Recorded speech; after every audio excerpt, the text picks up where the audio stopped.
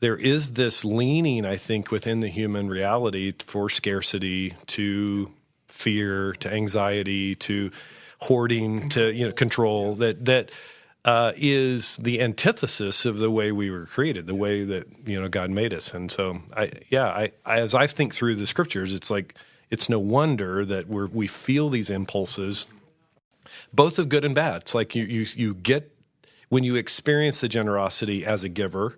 Because, yes, Jesus does say that it's better to give than receive. And I think we all know that to be true. And we all, can reflect on that, even if it's just from like a Christmas morning where you're giving somebody a gift versus receiving. There's something about that giving that is exceeds the receiving. And so we feel that, and yet we also at the same time have this, reality within our life to anxiety and scarcity and not abundance that God designed. Welcome to the theFormed.life podcast, where we aim to help you follow Jesus in all of life. I'm Bill Gorman, and I serve as the campus pastor at our Brookside campus. And I'm Paul Brandis, and I serve as the campus pastor at our Shawnee campus. And today on the podcast, I'm joined by one of our most frequent guests, our lead senior pastor, Tom Nelson. But this time I had him bring one of his friends along, his longtime colleague, Kevin Harlan. Yeah, Kevin currently serves as vice president of programs at Made to Flourish, where Tom also leads as founder and executive chairman. But before that, for more than a decade, Kevin was one of our senior pastors here at Christ Community. Yeah, and I had Tom and Kevin join me on the podcast because I was interested in getting their unique view into the history of financial generosity here at Christ Community. Yeah, over the decades, God has been so faithful in providing for Christ Community through the generosity of our people. There's some great stories in our past, and we were eager to give Tom and Kevin a runway to share those stories. Yeah, the conversation I got to have with them was a lot of fun. So let's jump right in.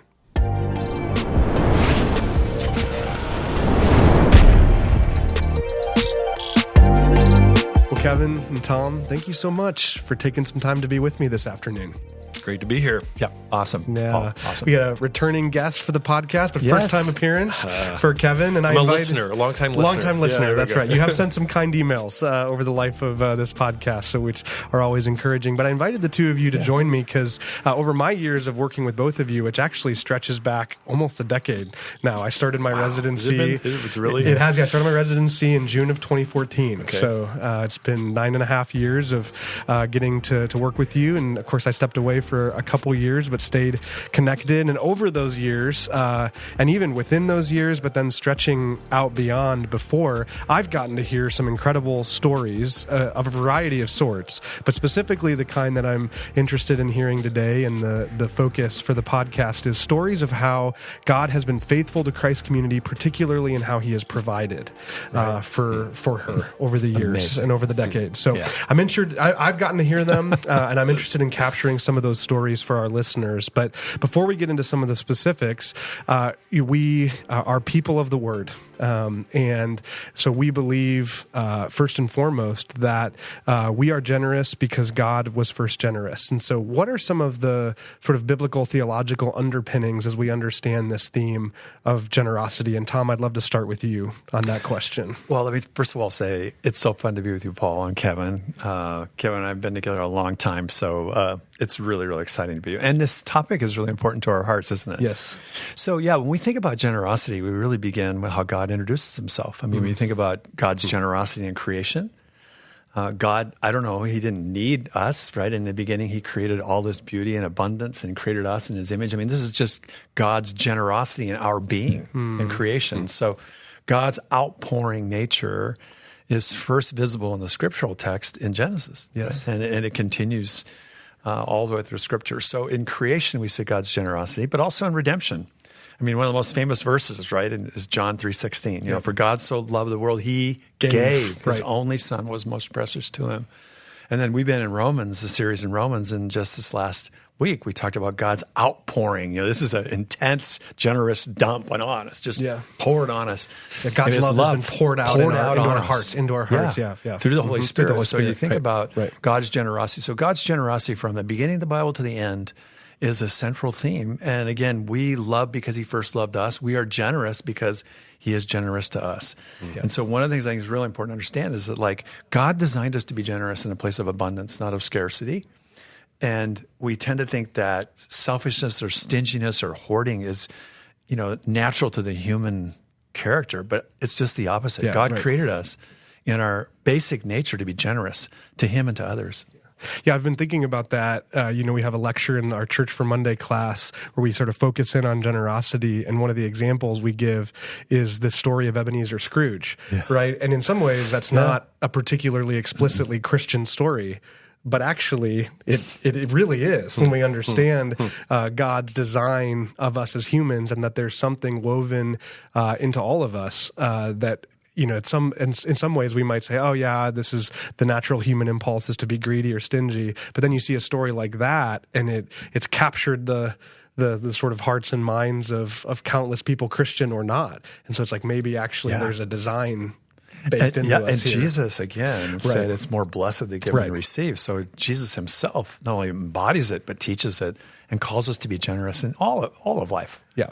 Yes, absolutely. Kevin, anything to add I to that? think it's interesting, Paul, you bring in the human experience, because that's what, as Tom was reflecting on Genesis 1, like my brain was going, because we've learned to sort of filter through this creation, fall, redemption, new creation framework. It's like the human experience is also it can be explained. The human experience of generosity, where I think we were made to give ourselves away for the good of others, even in the work that we were called to do, in the way that we were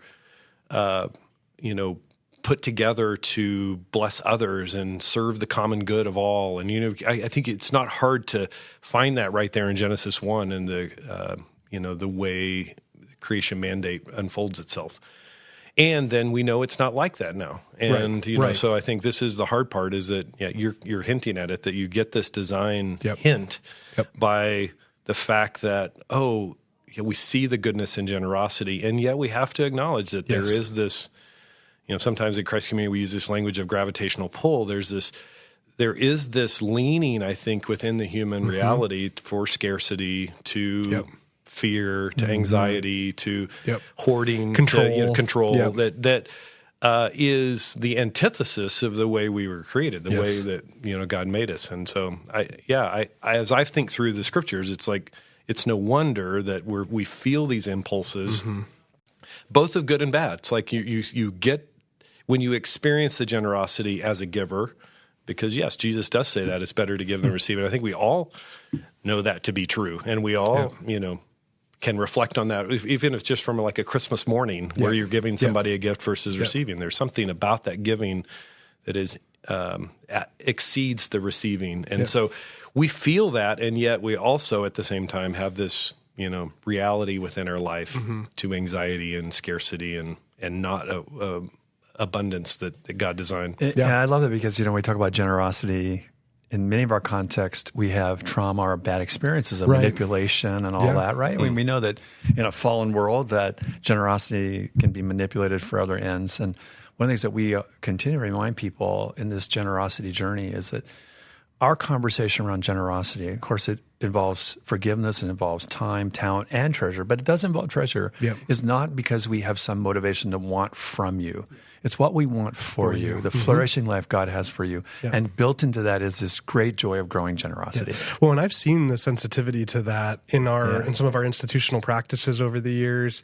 I remember early on in my pastoral residency, even just asking the question of, hey, I notice we don't pass an offering plate. Not that we think churches that do that are wrong, but that's one of our efforts to be a little sensitive around that, and to emphasize the goodness of generosity within our design and the call and command towards that, and even the prioritization of the local church. And yet we know that that's been abused. And so we can be sensitive, and I've noticed that in a variety of ways. And whether it's because of that or for other reasons, what's been true is that God has really blessed Christ Community over the years. And Kevin, you've been around. Obviously, Tom, you've been here from the very beginning. But Kevin, you and Sharon, your wife, you guys showed up in the mid-'90s, late 90s. When did you? 93. Okay, so early mid-'90s. 30 years. Yep. And first as an attendee, so you're a Fellowship of Christian Athletes staffer and moving to Kansas City. So what are some of those, but then serving on the elder board and then on our staff for a number of years, what are some, like maybe it was the first or some of the early stories that you remember of how God was being particularly generous to Christ Community in any particular story? Yeah, so I served on the elder team.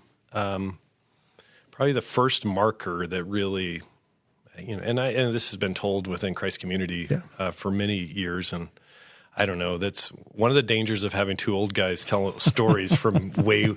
We're probably not going to get all the details right. Yeah. It's like, what was that? Tom and I have said this over the years, is that if it didn't happen, it should have. So like that's maybe some of the stories this you hear did today. Really happen, though. Maybe not exactly some how of our listeners can correct in the details that were there. Yeah. But there was, while on the elder team, I think I was the elder chairman at the time, which is super fun to think about. We were trying to save funds to be able to go to the bank and get a loan.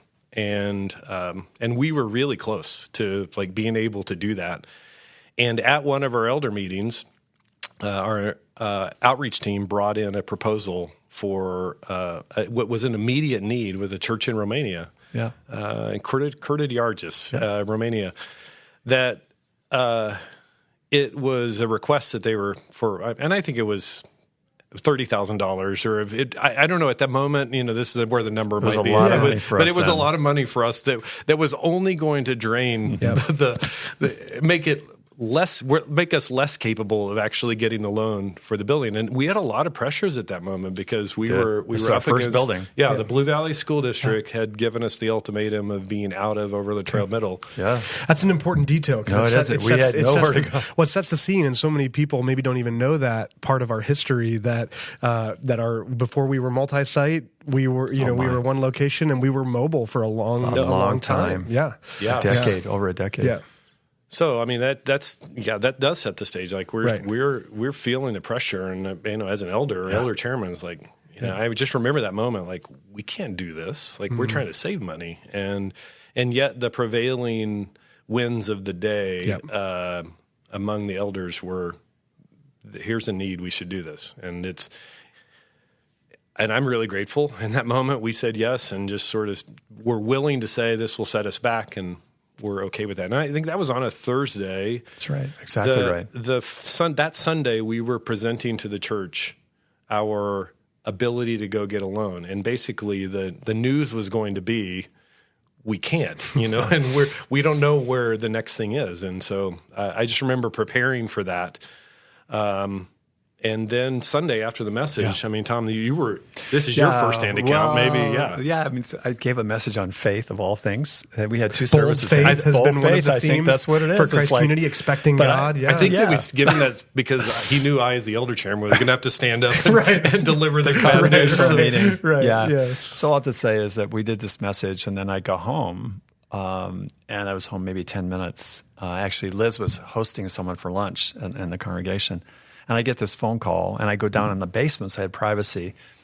And it took a while, and Liz was like thinking, why isn't he coming up to help me, and people are over there. And I finally come up, and I have just tears in my eyes. She's like, what happened? Yeah. I said, you wouldn't believe it. And it was just like, every time I tell a story, it's like I enter back into that moment because literally a person who was not part of Christ's community, but knew of our need and believed in our mission and knew that we needed to build a building. We had nothing, right? I mean, like we couldn't go back. It was like a Red Sea moment.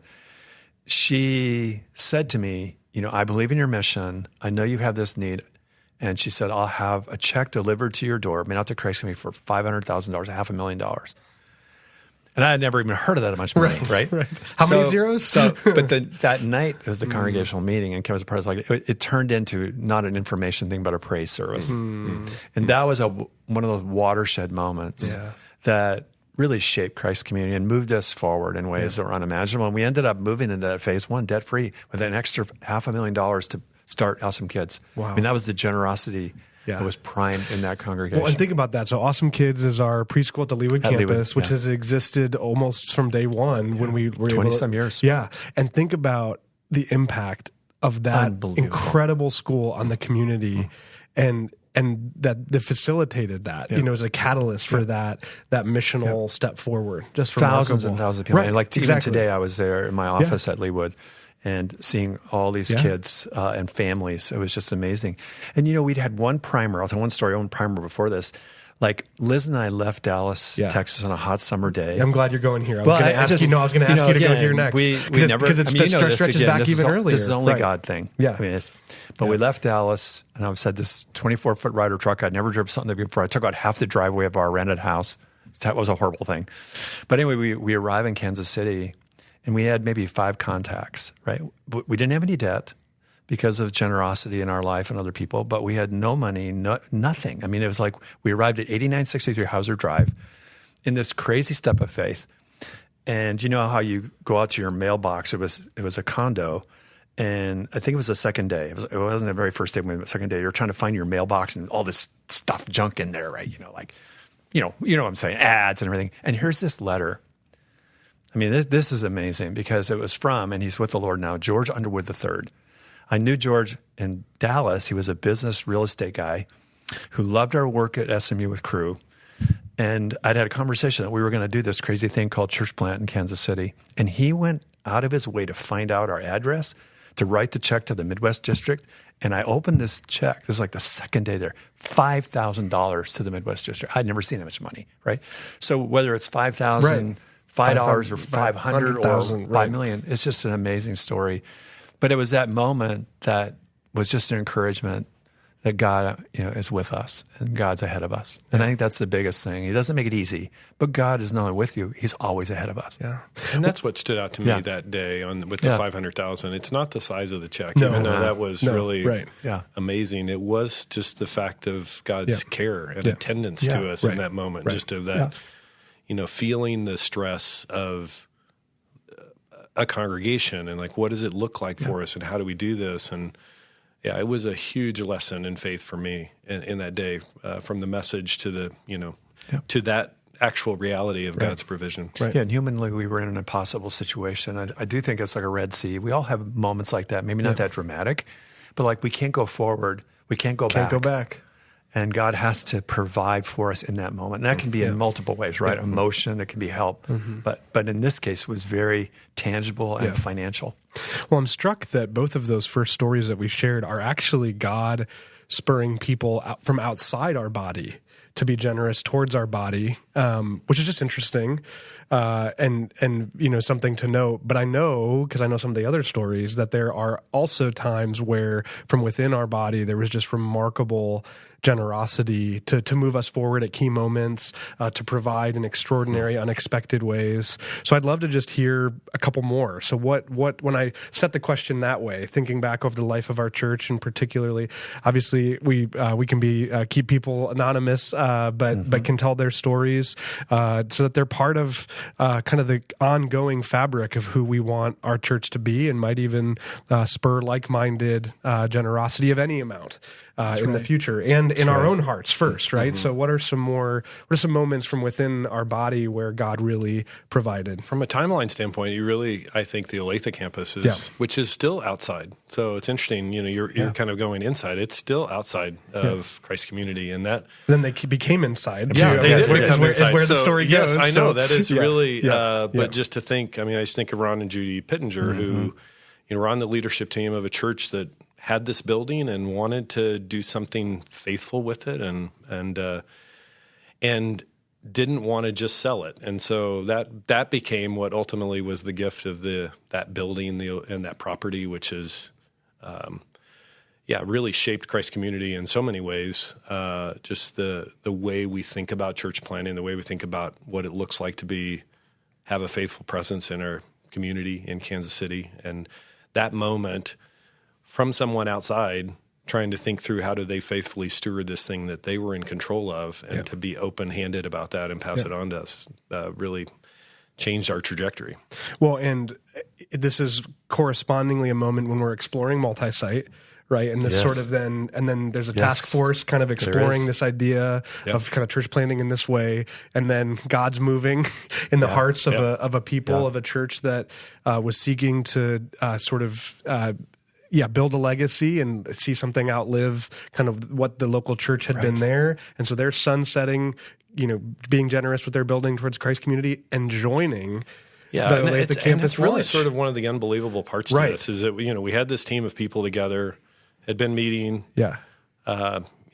At Christ Community, we're pretty good at studying things, and figuring out should we do this? And so we were about to present the white paper, and the white paper to the elders was, yes, we think we should do this, and we think Olathe is the spot because as we thought through the dynamics of where people lived and what it looked like. Who we already what it had made driving most over. sense for us. Right. And so before the paper could even get presented, it was in draft form, but before it could even be presented, this property comes to us. And so, again, another example of God being way ahead of us and, and providing for us in ways that are astounding or truly astounding. Yeah. So on that, I'll jump in. Every campus has its own sort of miraculous space in different ways. Yes, 100%. But Olathe was very much that way. And one of the great joys is we talk a lot about teamwork, right? And kingdom teamwork. And along with Ron and Judy and the wonderful people at Heritage that launched that and built that foundation, we're a part of a wonderful national denomination. We have a district. Bill Smith was our district superintendent with the EFCA. It was Bill Smith that was a major player in making that happen, and that Christ Community would be stewarded that wonderful resource. And to add to that, once we started services there and it became Christ Community Olathe, in the 2008 to 10 window, if you remember that, it was a really financially difficult time. Yes. I mean, for the whole country. And it was in the midst of that when we needed to expand on a Saturday morning, I'm in my office, because this is just so cool, early 2009.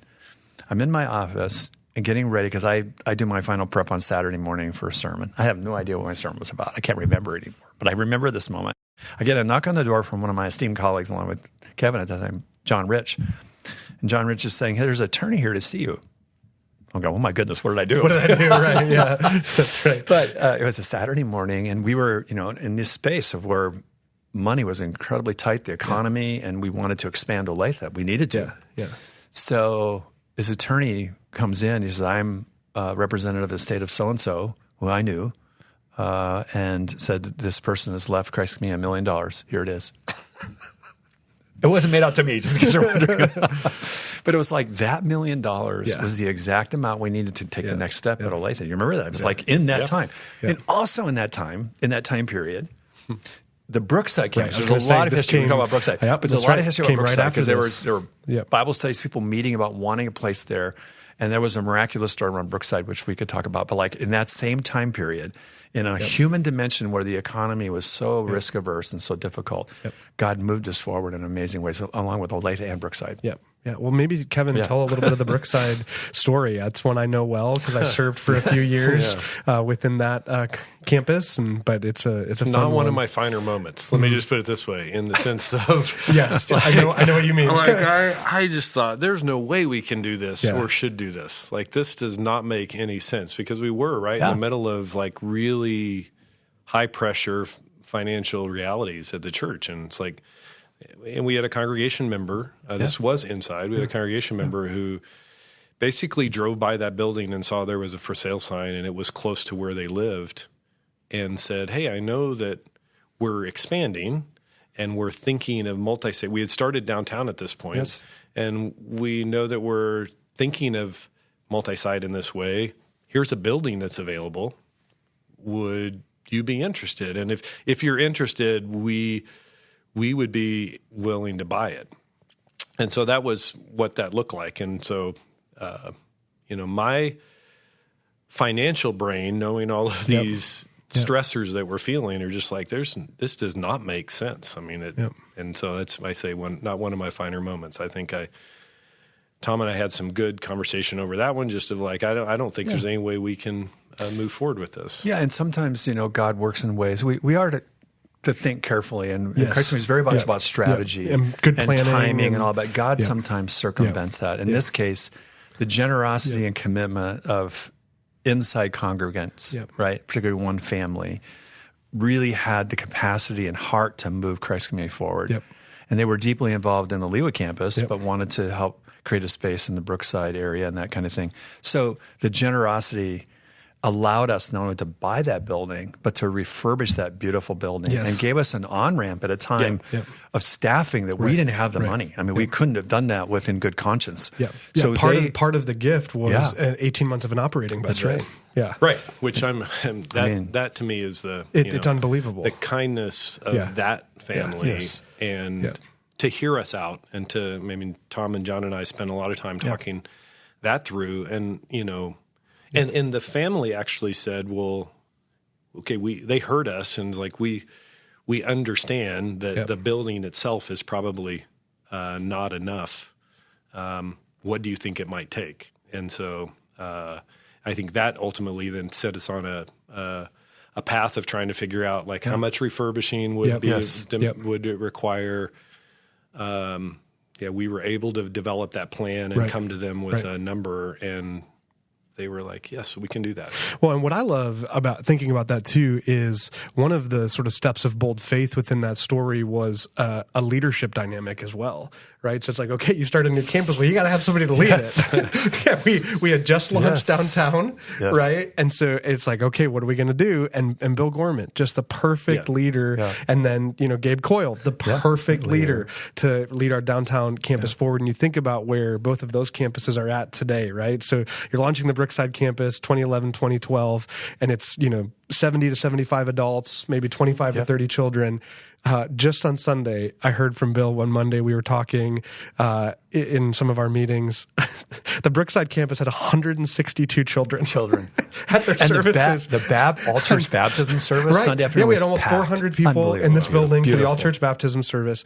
And to think about, and even to your point about the refurbishment, and it needed that. I mean, it needed an entire new steeple, which is not cheap, right? But it was built in 1926 as a Christian Science church. It's like we knew that the potential might be for one day there to be 162 kids in that lower level. It's like we had to knock out some brick walls. There's these tiny little, we had to expand, and that continued to maximize that space. And so I just, love thinking about that story and getting to tell, sometimes God gives us these windows, these little pockets of vision into the impact of generosity. And it hopefully catalyzes more and more and more. It's interesting, Bill, you mentioned, or Paul, you mentioned that about Bill. It makes me think that, one of the things we've had a lot of conversations about this as pastors is that one of the elements of pastoring is encouraging people to be generous and open-handed as a part of their spiritual formation. And that, like, we would often talk about, like, what are the things that we're doing even organizationally that's shaping more generous or a posture of open-handedness. And even thinking about that, it's like that, it makes all the sense in the world now with Bill and with Gabe. It did not make sense at that moment for the people downtown. Right.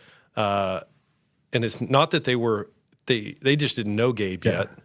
When he was 6 months into his residency. They were losing Bill.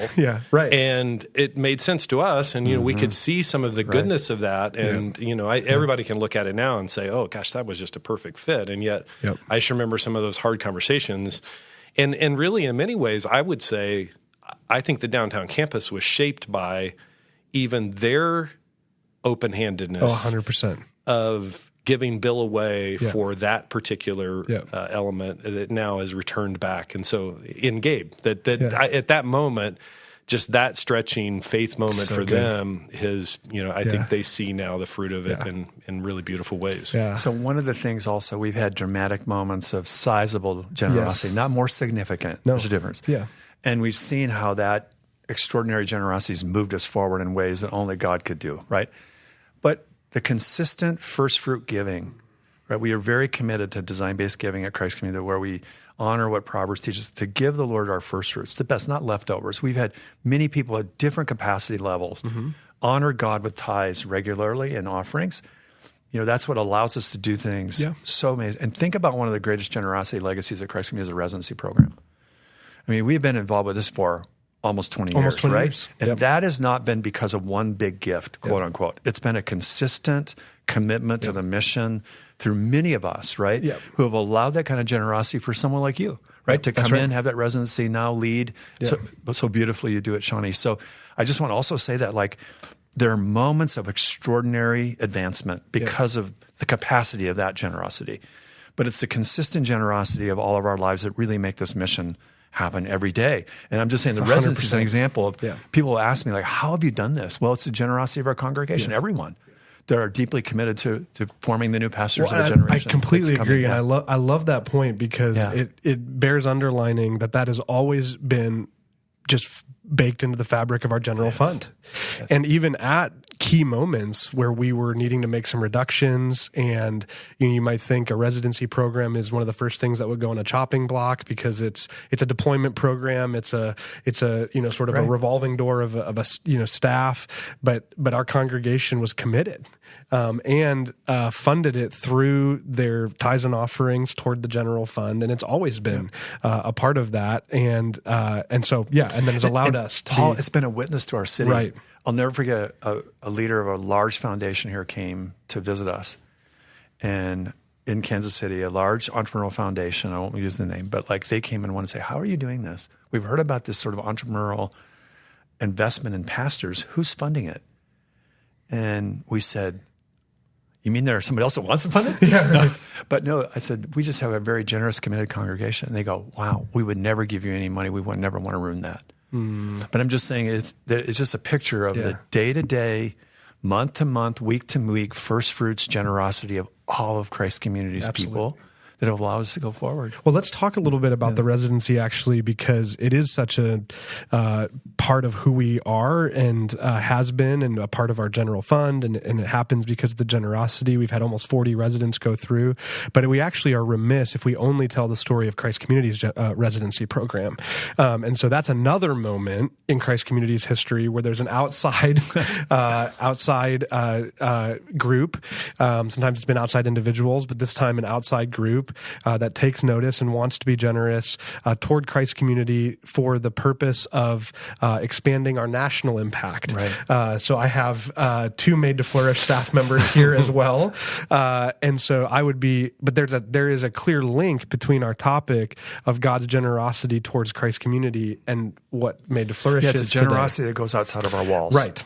And so let's tell some so. of that story, including now what we're seeing in terms of residencies populating all over the country that are in the vein of, obviously different and unique to each church that gets the opportunity to do that. But this we're the OG, we're the original. But it's repopulating and recontextualizing, and so I'd love to hear some of just Made to Flourish story and how that began. Yeah, it's pretty amazing. I was on a call just moments ago. I walked up here from being on a Zoom call with a group of church leaders across the country that have started residency programs. And I think if you go back in history, as Made to Flourish emerged as an organization, we saw this growing influence, particularly through Tom's writing and some of the things that have emerged out of Christ Community around the intersection of faith and work. And we just thought, how do we get upstream and form a new generation of pastors who think well and act well about the integration of faith and work, and think holistically about what it looks like to be faithful on Monday, and prepare their people to be faithful on Monday. And so those ideas and strategies were emerging, and we thought, how do we get upstream with this? And I mean, we sat at another funder's the evening before presenting the idea of Made to Flourish with another funder. And had this plan to, what if we could help churches start residency programs similar to what we did? What if at Christ Community? And to be honest, we sort of had this moment like, can we really do this? Like, I didn't know. Like, would we find them? Would we be able to do this? And we've done it pretty quietly over the last 7 years, I would say. But we have assisted 35 churches across the country in starting a residency program that they're now sustaining on their own as a church. We're in the process of onboarding 18 in the coming year. And we just recently had another significant gift to sort of push us forward to say, would there be more churches if you had more funding? And we think yes. And so we're on a trajectory to add another 135 to our network in the coming 5 years.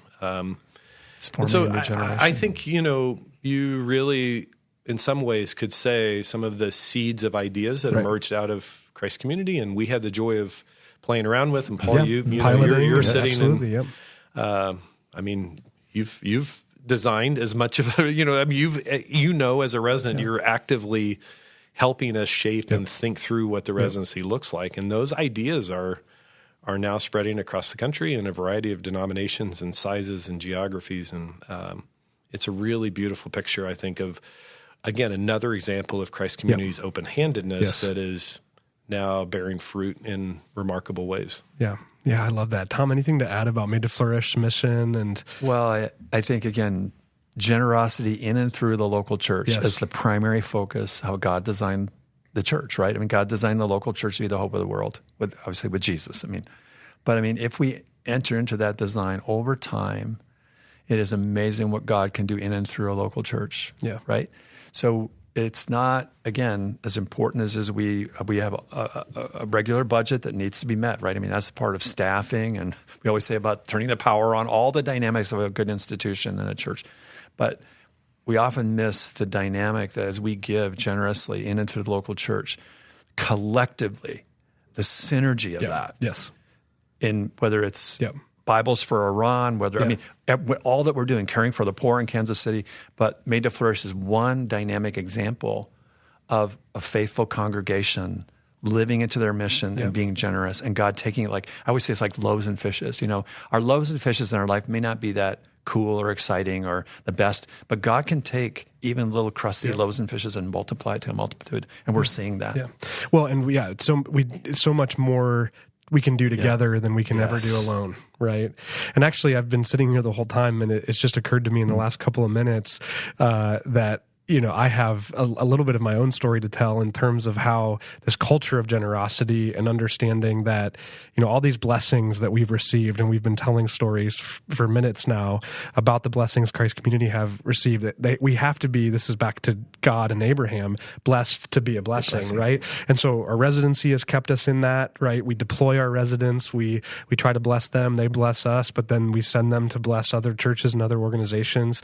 We are open-handed with all of our staff. So even as I got hired to stay out of the residency for an additional 3 years, God called me and my wife Ashley and our family to Central Kansas to serve my undergrad alma mater and to plant a church. And we believe in church planting, and it's in rural Central Kansas. So one of the benefits of rural church planting is it's pretty cheap. You don't need a lot of money typically. And so our launch budget at King's Cross Church in Central Kansas was just over $100,000. And I got an email from Nathan Miller saying, and he would tease me that King's Cross, which we love that name for a church, but it's also a reference to Harry Potter. And so I got an email from Nathan Miller, because King's Cross Station in London. I got an email from Nathan Miller, and he says, "We're gonna give your King's Cross Church, you're gonna give your Harry Potter church $10,000."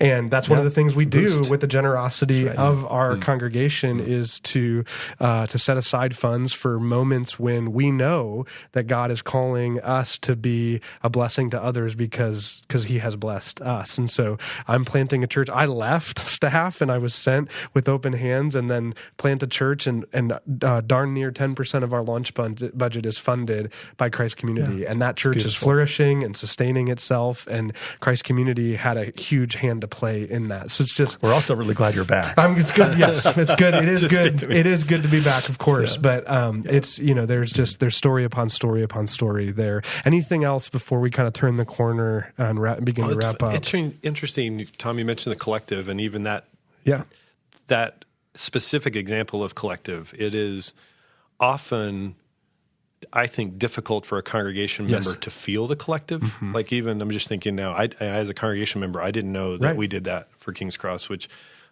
Nathan would probably tell me I need to read the newsletter more, because probably was there. But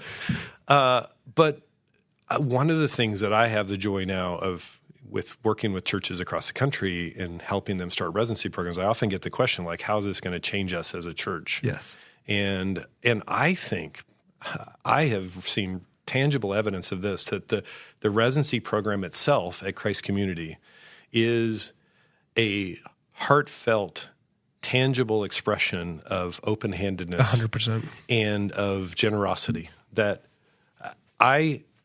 we are repeating at every campus in over a series of years, this investment and release, and we feel the relational pain of that in loving a person and saying farewell and sending them off. And the design of it itself is actually building into the congregation repetitive ways of generosity. Yep. Of investment and and sending. And I think I've seen that at Christ Community. I repeat that over and over to congregation, that it is going to be, I think 10 years from now for any church, it is going to be something that is going to shape them as a church who gives itself away, which is, the gravitational, the organizational gravitational pull is to take care of yourself. Yep.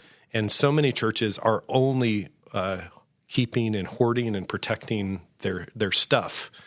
And to have intentional ways that you're purposefully releasing, investing and releasing, I think builds in that culture of generosity that every church should hope for. Yeah. Well, So what I love to say too, is that a good number of our people, God's people at Christ Community, have been here a long time, and their investment, they're seeing the fruit of it. If you're newer to Christ Community, I just want to encourage the newer members and people at Christ Community to embrace this generous posture. And we've just celebrated that. I mean, with everybody being deeply committed to Reach KC and expanding the Olathe campus, the Shawnee campus, and downtown. And we just celebrated that at the congregation meeting in a brilliant video that allowed us to be debt-free. That's right. I mean, and again, that was a collective engagement. Right. And it's so encouraging. And we think as we trust God for the future, whatever that is, that every one of our generosity capacities and commitment makes a massive difference 100%. When it's pulled together, right? Yep. So we've just crossed this amazing moment during a time when we've had a pandemic, lots of economic uncertainty, and in that time, God's faithfulness of this congregation and their generosity and their commitment to the mission has moved us forward in unimaginable ways in one of the hardest times of our life. And God is posturing us for the future. Exactly. So it's never been a better time to engage, give generously, and see what God does. It just makes me so excited to think about and ask the question and see, and what's next? And we expect What's you in that, next? and we don't know. He's leading us. But no, I love that so much. Thank you both. Just a delight to hear these stories and sit with you. I'm wondering, we've kind of hit on some next steps potentially. Never been a better time. What are some, like, one or two takeaways that we might kind of sum up in the midst? I know one takeaway that we've even mentioned throughout is that, we wouldn't want people to have a conclusion or think about an overall takeaway of like a bigger sized financial gift is what really matters. Right. Like that's not the point of the podcast, but what would be some, a takeaway or two as we kind of sum up and look to close? One thing I'd simply say, it's not the size, but it is the stewardship. We all have been given different opportunities for generosity, different capacities. So I think that's just important. That whatever God entrusts us, we are stewarding it. And the joy of stewarding that for His glory and His kingdom. So I would just say stewardship is the theme. Wonderful. Yeah, I was, pondering this and kind of thinking through it, I did just think about the reality of God's provision and just that He's faithful. And I think that is, it's shaped me as an organizational leader of trying to hold things. I know that I have a role in planning, and I know that I have a role in organizing, and yet I don't always know, nor does He necessarily do it in the timing, how it's going to happen or when it's going to happen. But I have enough years now to know God will provide. And, even if we think back to Shawnee and to downtown, it's like there were some tough years there. And I mean, just some, tough conversations that were in that waiting, that we're on the backside of that now. And it's like, oh gosh, isn't that beautiful? And yet there was pain in the midst of that. And so I just really have learned and tried my best to remind myself off of these memories of God's provision that He can and will do that. And I don't know what it will look like, but He will provide.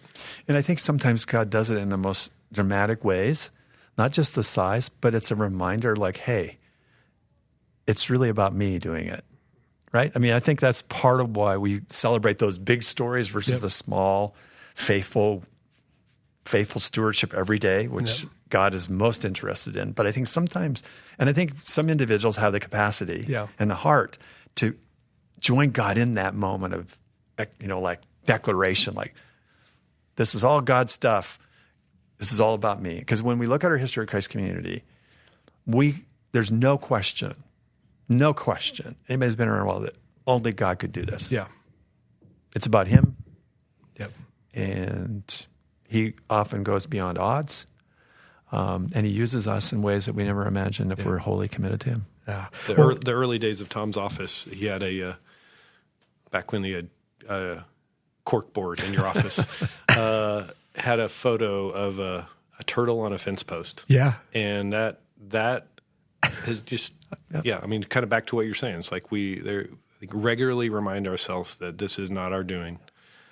This is not because we obviously want to be competent. We want to work hard, and there's, goodness to our work that we want to embrace. And yet at the same time, the things that have occurred, the things that have happened are outside of our own competency. It's like it is impossible to describe it outside of God's activity. Yeah. And the turtle didn't get up there by himself. Right. Or herself. I don't know. I can't tell a male or female turtle. I don't know. That's right. Well, and that's the kind of even the point of the podcast is to capture these stories afresh and to have them exist in this medium for all of our people, old and new, that may have not had the opportunity to hear some of these stories, to hear them in one place, and to hear the point being, hey, these stories are not to pat ourselves on the back. They are to give all glory to God, but to remind ourselves, because it's like the next step is wait well. Wherever you're at, whatever Red Sea moment you're waiting for, wait well, trusting that God did it, He's doing it, and He will do it, and join us, right? I mean, that's one of the other next steps. And ask your campus pastor, ask other staff that have been around, ask other congregants for more of their memories of these stories, because that rehearsal, that reminder, those conversations is part of how we're shaped. And so it's just been a delight. Thank you for both of you being generous to give of your time. To be here and your memories and perspective on these stories. So I'm hoping and praying for an impact through this episode. And we've mentioned, I know Tom mentioned design-based giving at one point, so we'll have that linked in the show notes. We have even a portion, one of the chapters of Tom's book that we can link, and if people need access, and there's some other resources we'll actually link around these topics as well. But our final question, we've asked Tom this a bunch. It's one of our favorites. It's just a get to know you question. We've got Kevin on the spot now. We'd just like to, if you could do something beyond or different than the good work that you're doing now. You've been a pastor, worked for a Fellowship of Christian Athletes, now working as a nonprofit leader for Made to Flourish. But if you could do something else in the amazing work that God has allowed you to do and called you to do, what would that be? I normally say sports broadcaster. You share the name of a famous sports broadcaster, exactly. So maybe that's your answer. But what would your answer be? I don't get there? to hear Tom's first. Oh, Tom, I can't remember. Like pastry chef. Actually, I would love culinary things, but it'd be something outdoors, like a game biologist or a park ranger or a hunting guide. We've had Liz on a lot. She talks about being like a high school coach, which is one of my favorite answers. But won't be a surprise to some who know me, but I absolutely love editing video, film. I'd be a film editor. I would be an ACE film editor. There you go. And I love the combination of the creative and the technical. Yeah. I had the joy of doing some of that at Christ Community. You've done some of that over the years, I can't do it part-time, but if I could, it's like that would probably be the thing I would jump at. That's a great answer. Well, good. Thank you both so much. Great to be with you. Wonderful. Thanks for listening.